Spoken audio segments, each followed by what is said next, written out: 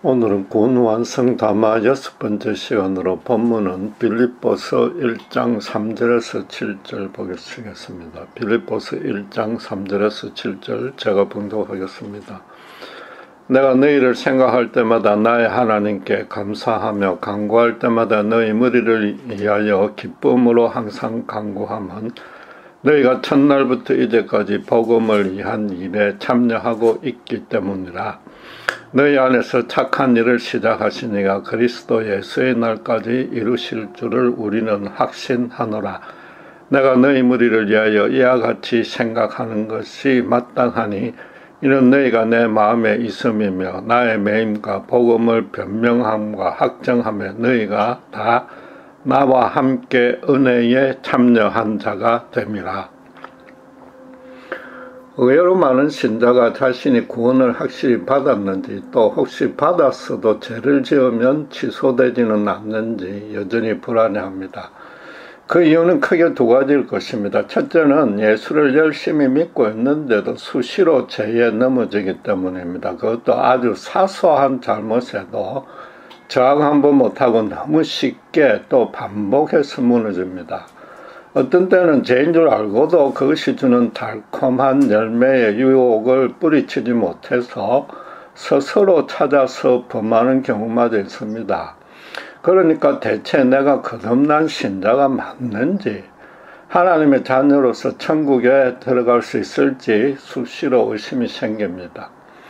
둘째로 성경에는 죄를 지으면 구원이 취소되는 것처럼 가르친다고 여겨지는 그런 말씀들이 있습니다.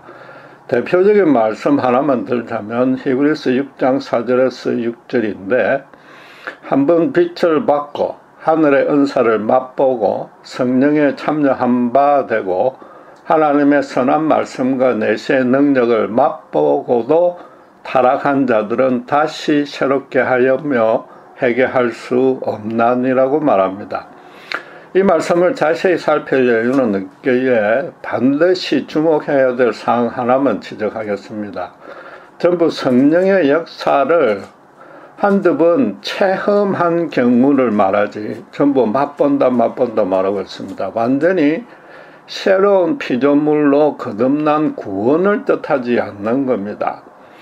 세상 어떤 민족도 체험은커녕 알지도 못했던 하늘의 은사를 맛보며 애굽의 노예살이에서 해방된 이스라엘 사람 중에 모세와 여호수아와 갈렙 등등을 제외하고는 구원받지 못했습니다. 예수님이 치유해준 10명의 뭉둥병자 중에 하나님께 영광을 돌린 자는 한 명뿐이었습니다. 말하자면 구원과는 별도로 성령이 고난 중에 있는 인간에게 역사해서 그 고통만 들어주는 경우가 있다는 뜻입니다. 하나님이 그만큼 이 세상을 사랑한다는 증거이며 그 사실을 깨달은 자는 요한복음 3장 16절 말씀대로 예수를 믿어 영생을 얻게 되는 겁니다.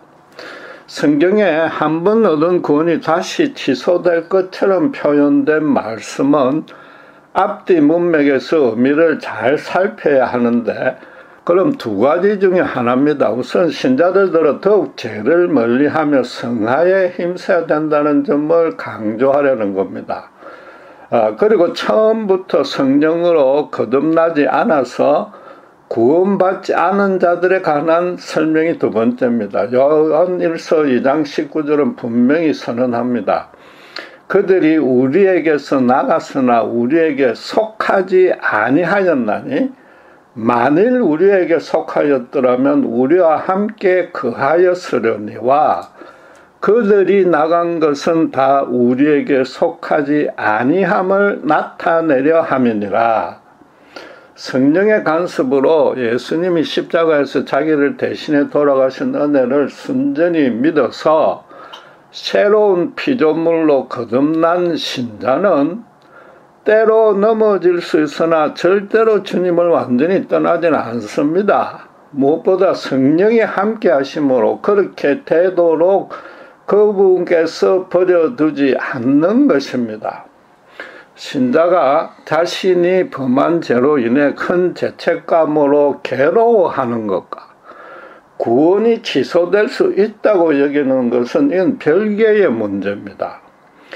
자신의 구원에 대한 확신이 없다면 자신이 하나님의 은혜 밖에 있을 가능성을 인정하는 셈인데, 그래서는 삶에서 믿음으로 승리하는 열매를 맺을 수 없습니다. 그저 교회 생활을 성실히 해서 혹시라도 그분의 심판에서 떨어지지 않으려고 전전긍긍하게 되기 때문입니다.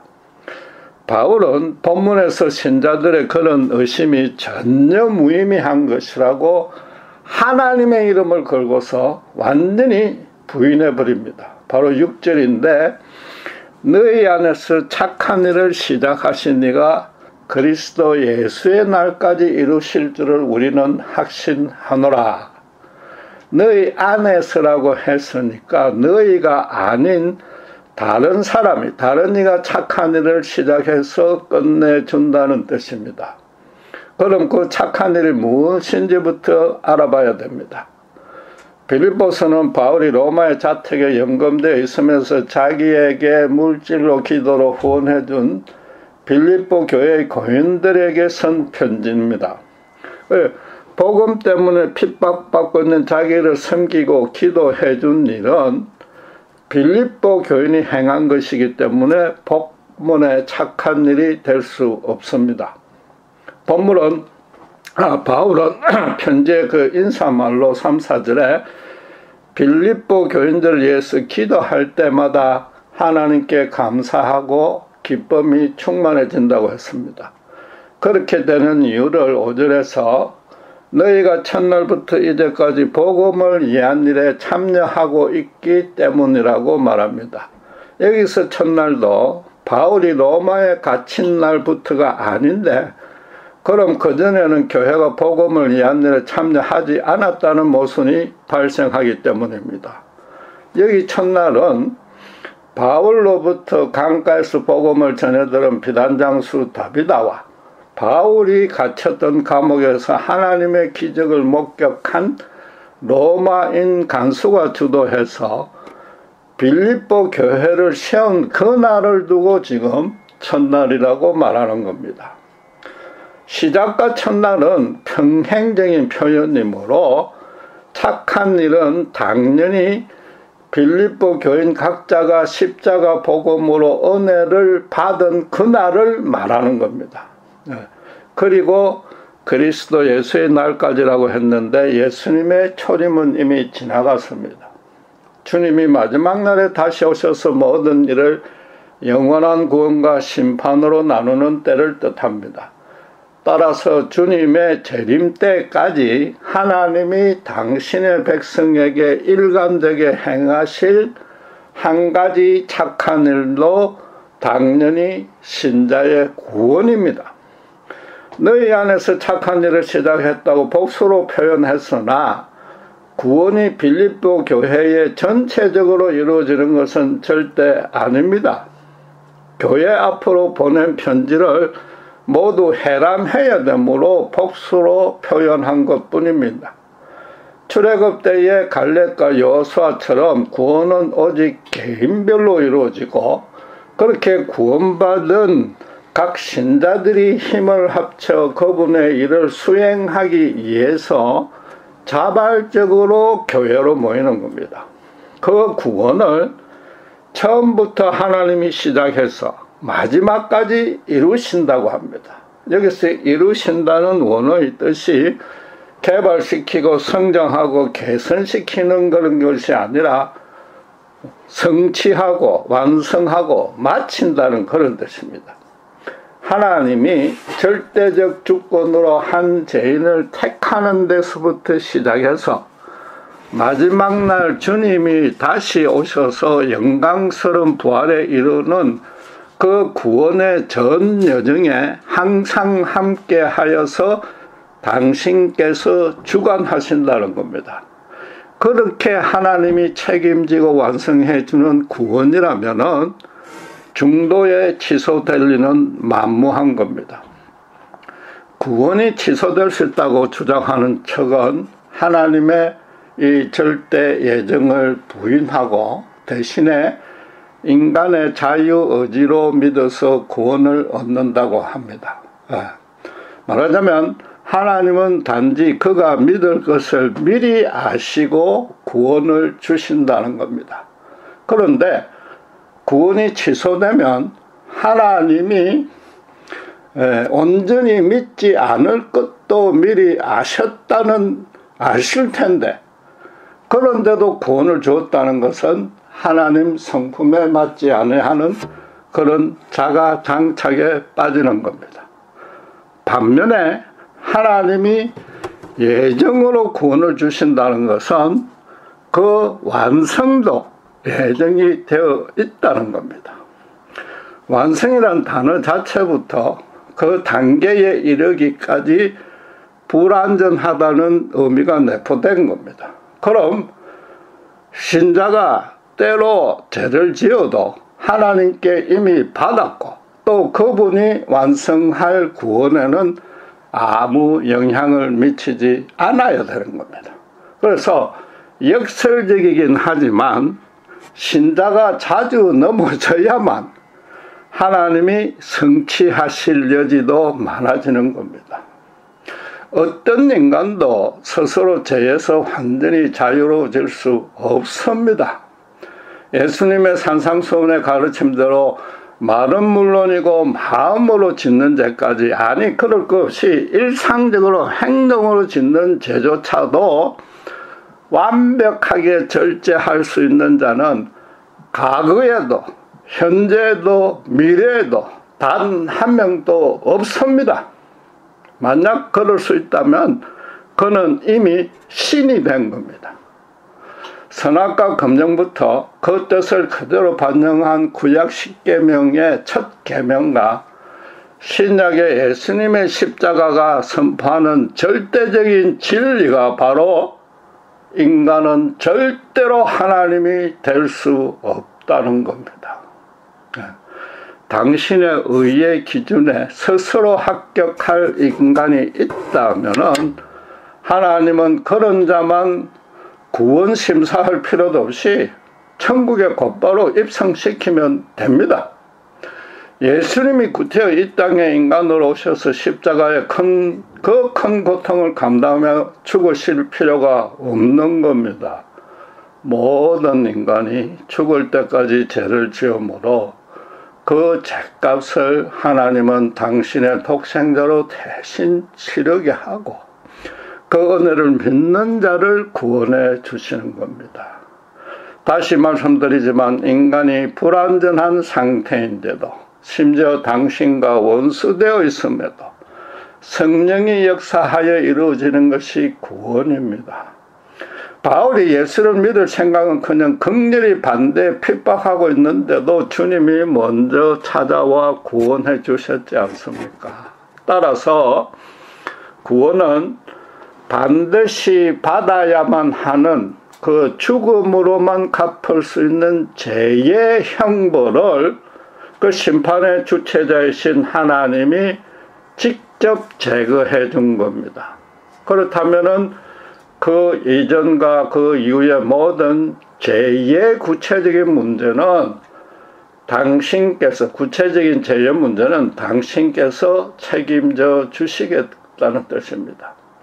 그러니까 거듭난 이후부터 성령이 곧바로 신자에게 내주하여서 평생 함께 해 주시는 것이며, 또 그래서 바울은 너희 안에 착한 일을 하나님이 시작하셨고 또 마지막 날까지 그분이 이루어지신다고 말하는 겁니다.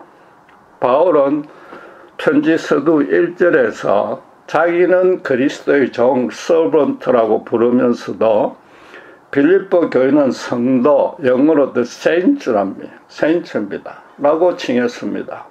그리고 실제 원어의 뜻도 하나님에게만 적용될 수 있는 거룩한, 홀리한 사람이란 겁니다. 도덕적으로 성결하다는 의미도 있지만 그것보다는 다른 것들과는 구별된다는 의미로 사용했습니다.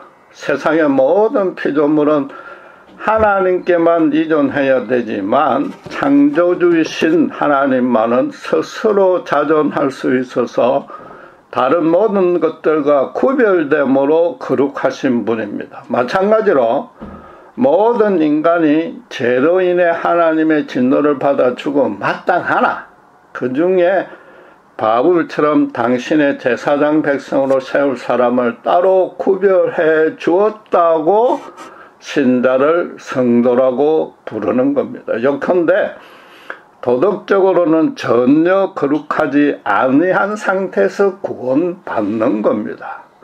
신자는 그리스도 안에서 하나님이 의인으로 구별하여 용서해 준 죄인이고, 아직도 죄인이고, 불신자는 아직 그런 구별되는 은혜를 입지 못해서 용서받지 못한 죄인입니다.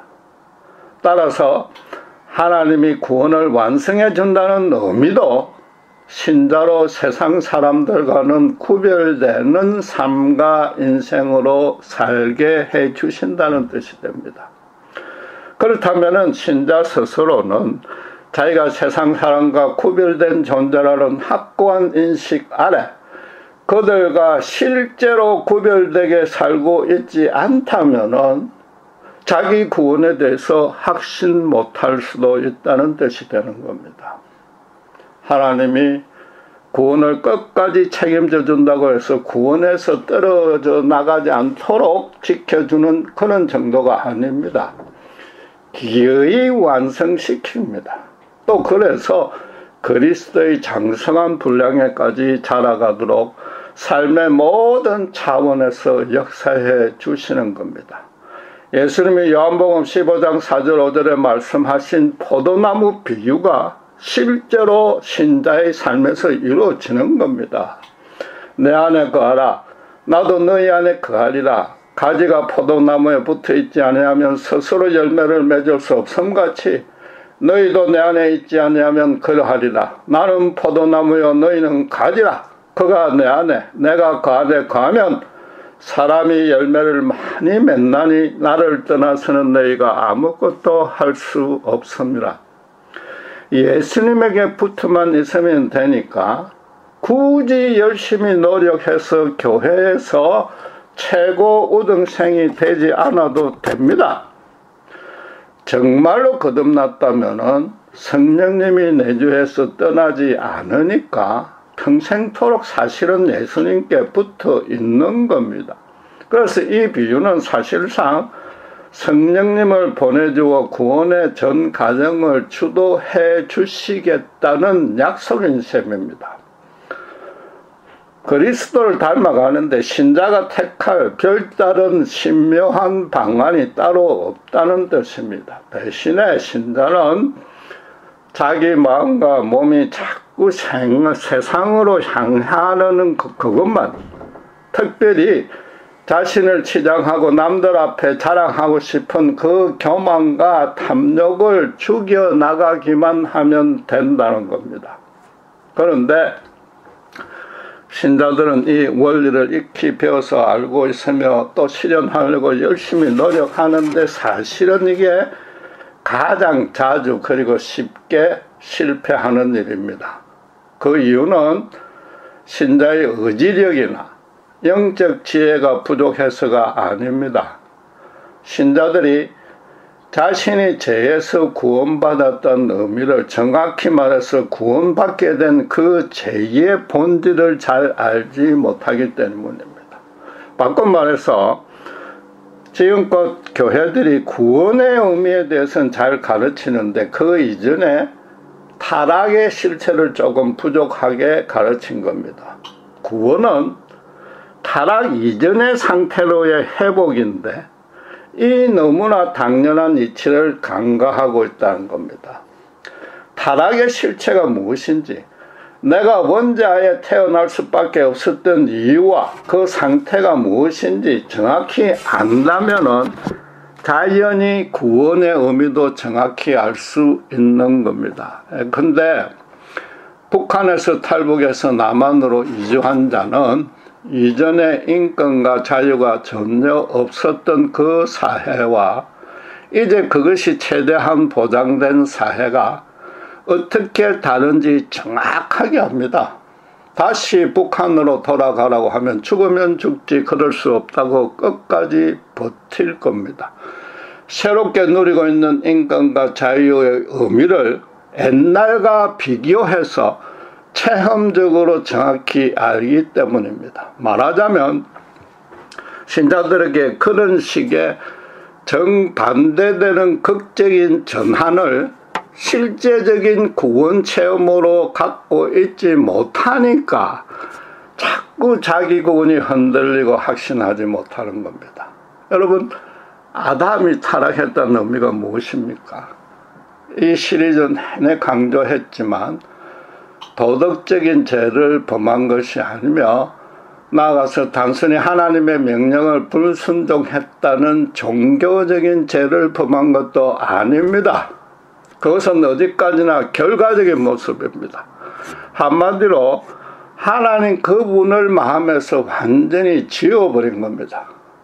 그분과의 친밀한 개인적인 관계를 최초 인간 부부가 의도적, 적극적, 능동적으로 기꺼이 단절시킨 것이 타락입니다. 그리고 이 타락은 절대적으로 선하신 하나님이 절대적으로 실존하고 또 인생의 모든 면을 선하게 인도한다는 사실이 절대적 진리자 정제가 되어야만 죄로서 성립합니다.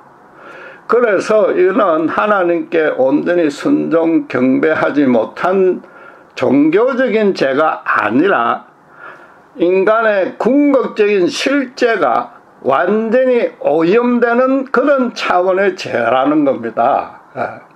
하나님이 만약 없었다면, 하나님이 없다면 부부가 선악과를 따먹고 서로 나눠 먹은 것은 정반대로 아주 선한 일이 되어서 인간 사회에선 칭찬받아 마땅합니다.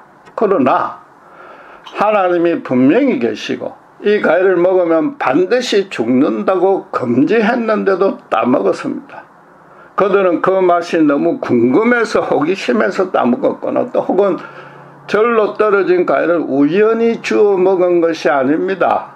하나님이 자신들에게 가장 좋은 것을 주지 않으려는 매우 나쁜 의도로 금지시켰다고 믿고서는 이제부터는 그분과는 아예 상종하지 않겠다고 각오하고 따먹은 겁니다. 그런데 그 전에 하나님은 그 과일 하나만 빼고 모든 선한 것을 자기들 마음대로 다 하종하고 소비할 수 있도록 허락해 주었고 실제로 그런 풍성한 은혜를 받아 누리며 살아놓고도 그랬습니다. 그래서 그 과일은 단순한 과일이 아니라 이 땅과 자기들 인생의 절대적이고 거룩한 주권자가 따로 있다는 그 사실 하나만 절대 잊지 말라는 상징이었던 겁니다. 이건 말하자면 인간이 하나님 그분을 죽인 것과 방불한 것이며 아주 잘 봐줘야 그분의 자리를 대신 차지하려는 죄가 되므로 이건 절대 용서받을 수 없는 죄인 겁니다. 실제로 그 모든 선한 것을 주시는 하나님과의 관계가 끊어지니까 인간적인 노력으로 아무리 감추고 없애려 해도 너무나도 부끄럽고 두려워진 상태가 하나도 개선되지 않고 더더욱 심해졌습니다. 아담과 이브에게 실질적인 죽음이 임한 것입니다. 하나님과의 개인적인 관계가 끊어지니까 그 필연적인 결과로 부부도 서로 비난 정죄하는 도덕적인 죄가 따랐습니다. 이처럼 최초 인간들을 타락으로 빠뜨린 죄는 도덕적 종교적인 차원이 아니라 오히려 타락한 그 죄로 인해서 도덕적 종교적 죄가 발생된 겁니다. 그러니까 그 죄를 영어로 더라는 정관사의 신, 대문자로 써서 더 신이라고 그러구나. 잘 알다시피 원죄 오리지널 신이라고 부르는 겁니다. 그 원죄의 의미를 알기 쉽게 설명하면 아담과 이브에게는 하나님이 실제적인 아버지였는데도 그 자식들이 아버지를 버린 겁니다. 타락은 그래서 하나님 밖에 가는 것이고, 구원은 다시 하나님 안으로 하나님이 옮겨준 것입니다. 성령으로 거듭나서 구원받았다는 의미도 가출한 당신의 자식을 아버지인 하나님 쪽에서 다시 당신의 자식으로 받아 주었기에 그분과의 개인적인 관계가 아주 친밀하게, 개인적으로 친밀하게 바뀐 겁니다. 하나님을 부인 거역하던 돌처럼 딱딱했던 마음밭이 그분을 진심으로 사랑할 수 있게 부드럽게 풀어진 겁니다.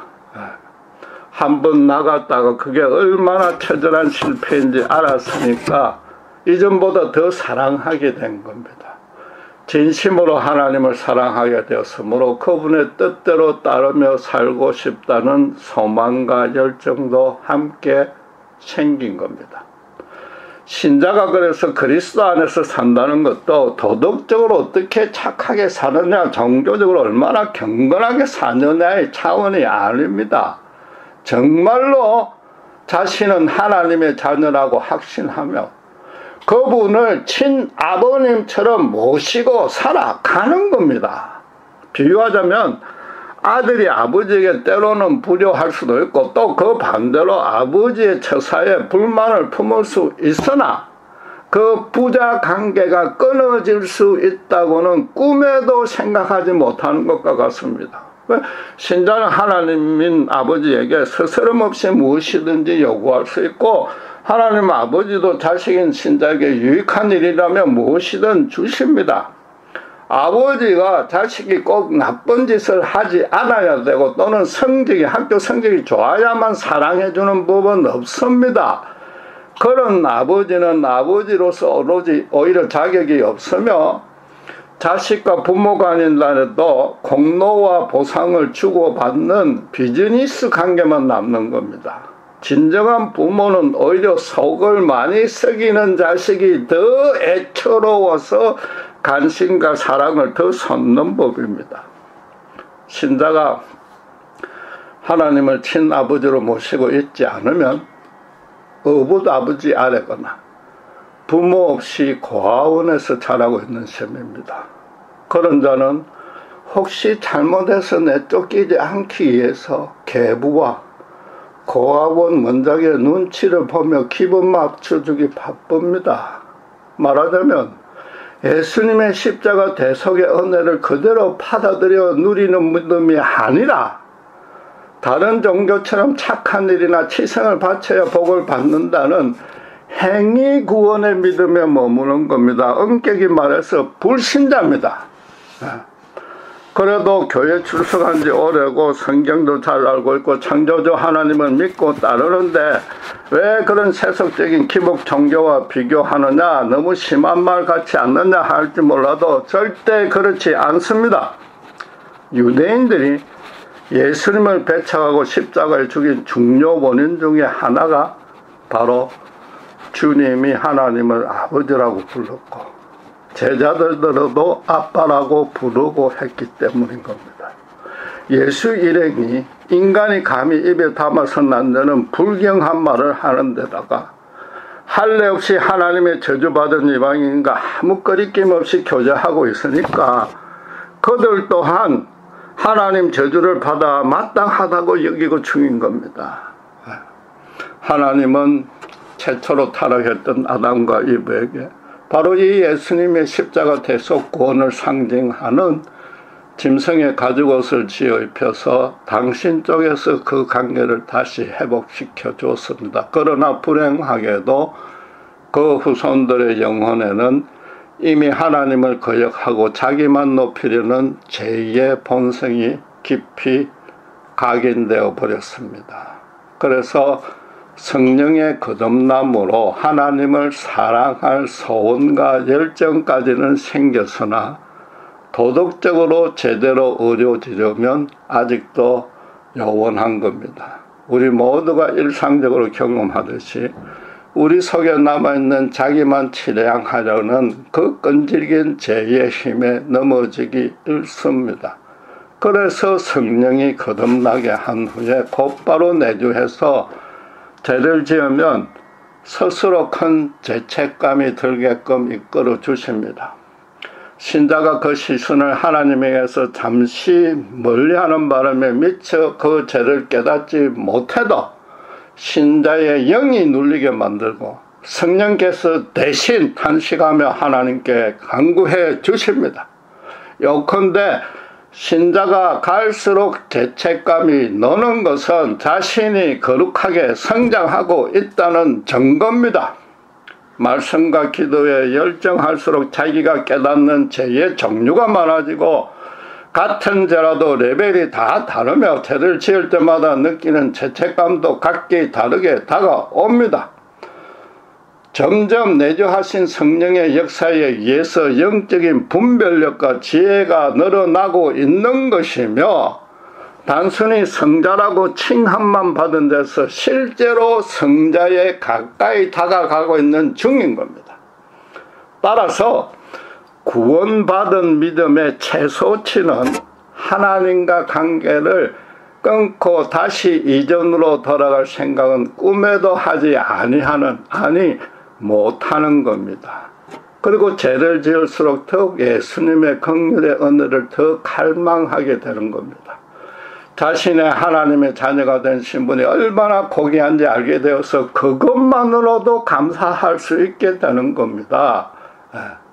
믿음으로 살아가는 것도 세상 어떤 것으로도 그 관계를 끊을 수 없는 하나님의 자녀된 신분으로서 범사를 이해하고 판단 적용하는 겁니다. 그렇다면은 아무리 큰 현실적 문제와 한난이 닥쳐도 하나님이 내 아버지인데 때로 자기가 큰 죄를 범해도 구원에 대해 흔들리지 않게 되고 그 배후에 작용하는 하나님의 거룩한 뜻부터 먼저 묻게 되는 겁니다.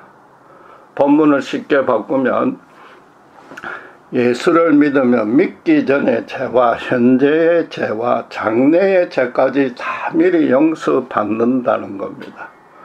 구원받을 때는 당연히 하나님을 거역한 원죄는 물론이고 이전에 지은 도덕적 죄들도 다 용서받습니다. 그리고 이미 그분의 자녀가 되어서 아버지 하나님과의 관계는 절대 끊어지지 않으니까 구원의 죄도 결과적으로 미리 용서받은 셈입니다. 신분상의 구원이 바뀌지 않으니까 현재와 미래에 짓는 윤리적 죄는 심판하지 않는 겁니다. 대신에 지은 죄를 계속 해결하고 해지 않으면 하나님의 심판이 아니라 징계는 따릅니다. 히브리서 12장 7절에서 10절 말씀 제가 봉독하겠습니다. 너희가 참으면 징계를 받기 위함이라 하나님이 아들과 같이 너희를 대우하시나니 어찌 아버지가 징계하지 않는 아들이 있으리요. 징계는 다 받는 것이거늘 너희에게 없으면 사생자여 친아들이 아니니라. 또 우리 육신의 아버지가 우리를 징계하여도 공경하였거든 하물며 모든 영의 아버지께 더욱 복종하며 살려 하지 않겠느냐. 그들은 잠시 자기의 뜻대로 우리를 징계하였거니와 육신의 아버지는 오직 하나님은 우리의 유익을 위하여 그의 거룩하심에 참여하게 하시느니라. 부모가 자녀 협력을 위해서 벌주듯이 하나님도 신자의 믿음을 더욱 단련시키고 그 성품이 그리스도의 분량에까지 자라게끔 이끄는 그런 벌은 주십니다. 참 자식이라면 어떤 나쁜 짓을 해도 부모와 관계는 절대 끊어지지 않는다고 해서 제멋대로 악행을 범하지 않습니다. 아버지의 엄격한 훈육에 오히려 감사하며 순종합니다. 무엇보다도 자기가 진심으로 존경하고 사랑하는 아버지의 이름에 먹물을 치졸하지 않으려고 그 아버지의 그 아들답게 처신합니다. 혹시라도 아버지의 이름에 누를 끼친 때는 아주 가슴 아파하며 곧바로 진심으로 회개하며 고치려 노력합니다. 미래의 죄까지 미리 용서받았다는 것은 언제든 진심으로 회개하면 하나님이 곧바로 용서해 주신다는 뜻입니다. 계부나 고아 원장이 아닌 참 부모라면은 자식이 진심으로 잘못했다고 고백하는데 용서 안 해줄 리가 없지 않습니까? 신자들이 오랜 신앙생활을 해도 수시로 죄에 넘어지고 갈수록 더 죄를 많이 짓는 것 같으니까 자신이 전혀 나아지지 않았다고 판단합니다. 다시 강조하지만 죄에 대해 아주 민감해진 탓입니다. 예수 믿기 전과 객관적으로 비교해보면 깜짝 놀랄 정도로 많이 어려워졌습니다. 교회 안에 고난으로 힘들어하는 성도를 보면 저절로 도와주고 싶은 마음이 생기고 실제로 도와주고, 여전히 사탄에 미혹되어 있는 이웃들을 보면 너무 안타까워서 저절로 그 구원을 위해서 눈물로 기도해 줍니다. 신자는 미처 의식하지 못해도 내주하신 성령님이 그 마음밭을 주님처럼 아름답게 바꿔서 계속 거룩하게 가꿔 주시고 있기 때문입니다. 성령은 심지어 신자로 하여금 죄를 지을 만한 여건과 장소와 시간까지 통제해서 미리 막아주십니다. 영이신 성령이 눈에 보이지 않게 역사함으로 신자가 구체적으로 감지하지 못하고 마치 순전히 자기 의지로 다 행한 것 같아도 절대 그렇지 않습니다. 나중에 지나고 나면 큰 위험뿐만 아니라 죄의 유혹에 넘어갈 뻔한 얘기를 막아줬다는 것을 알게 됩니다. 그래서 현실 고난과 위험에서 지켜준 그 큰 능력보다도 사탄과 죄악에서 지켜준 거룩한 은혜가 더 귀하다고 깨닫게 되는 겁니다. 하나님이 구원을 마지막 날까지 완성해 주신다고 해서 신자가 가만히 있는데 다 알아해 주시는 것은 절대 아닙니다. 그 반대로 성령은 완전히 손을 놓고서 신자의 전적 책임과 전적인 노력에 맡겨진 것도 아닙니다. 바울이 사도가 되어서도 수시로 죄에 번성해져서 틀림없이 자기를 높이려는 끈질긴 욕심과 유혹에 넘어져 자기야말로 아무 소망이 없는 공고한 몸이라고 한탄했습니다. 로마서 7장 19절에서 25절의 말씀대로 그러나 그는 그것으로 그치지 않고 절망에서 건져줄 유일한 소망은 오직 예수님의 십자가 긍휼이라고 고백했습니다. 구원 자체는 전적으로 성령의 역사지만 구원 이후의 성화는 신자가 성령님의 보호와 인도 아래 함께 이뤄나가야 됩니다. 죄를 지으면 신자의 회개와 개선할 노력이 반드시 있게 되고 또 그와 동시에 혹은 그의 앞서서 성령의 역사가 임하는 법입니다. 성령의 역사에 신자를 그리스도의 장성한 분량에까지 자라게 하고 본문에서도 하나님이 착한 일을 끝까지 완성시켜 주신다고 해서 예수님의 수준까지 도달시켜 준다는 뜻은 아닙니다.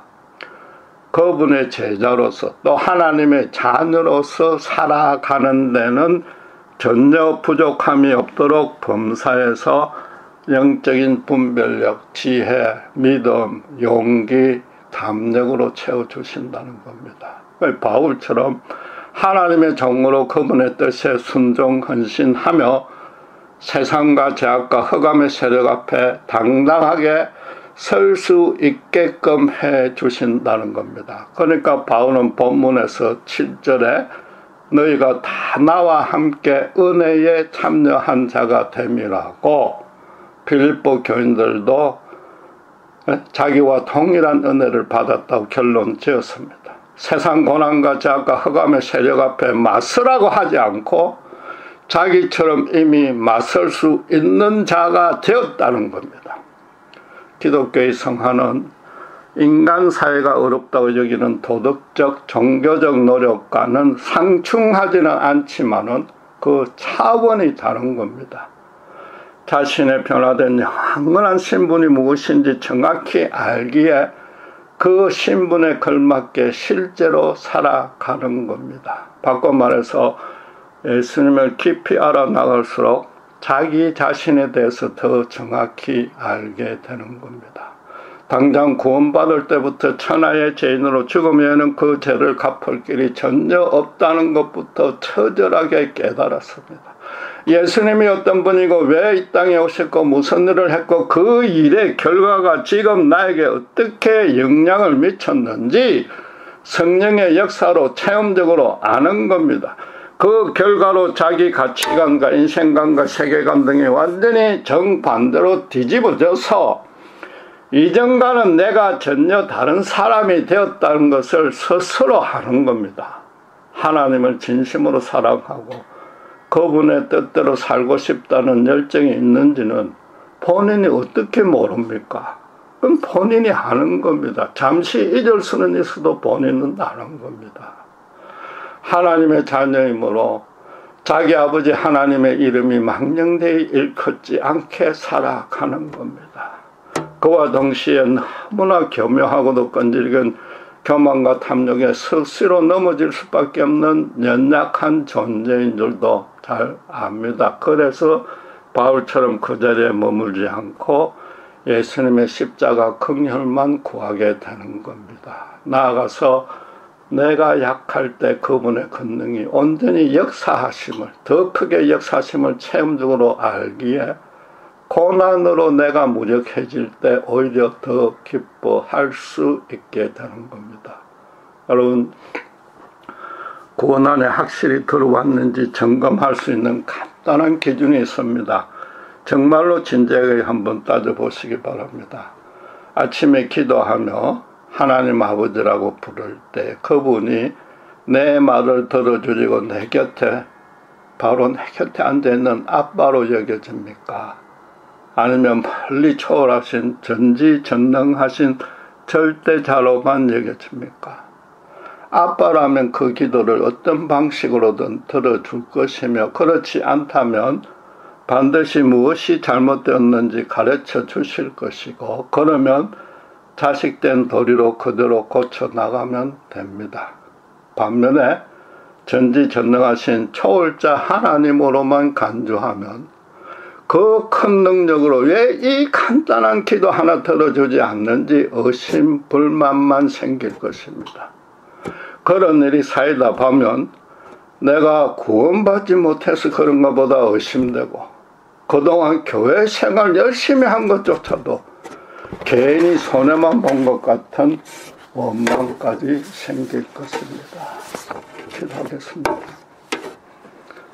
하나님 아버지, 우리 속에 착한 일을 시작하신 하나님이 예수님이 재림하셔서 우리를 영광스러운 부활로 이끌 때까지 당신께서 책임져 주신다고 했습니다. 그분이 내 아버지요, 내가 그분의 자녀이기 때문에 그 신분상 변화된 관계는 세상 어떤 것도, 어떤 고난도, 어떤 핍박도, 죽음마저도 끊을 수 없음을 알기에 우리 모두가 바울처럼 세상과 죄악과 흑암 앞에, 사탄 앞에 당당하게 복음을 전하고 불림받은 거룩하게 구별된 성도임을 깨닫습니다. 이 귀하고 귀한 은혜에 참으로 하나님 아버지의 이름이 누가되지 않도록 그분의 정말 자녀답게 살아갈 수 있도록 성령님께서 항상 저희들을 복종시키고 쳐서 이끌어서 그리스도의 장성한 분량에까지 자라도록 저희들을 축복해 주시옵소서. 감사합니다. 우리 주 예수 그리스도 이름으로 기도드렸습니다.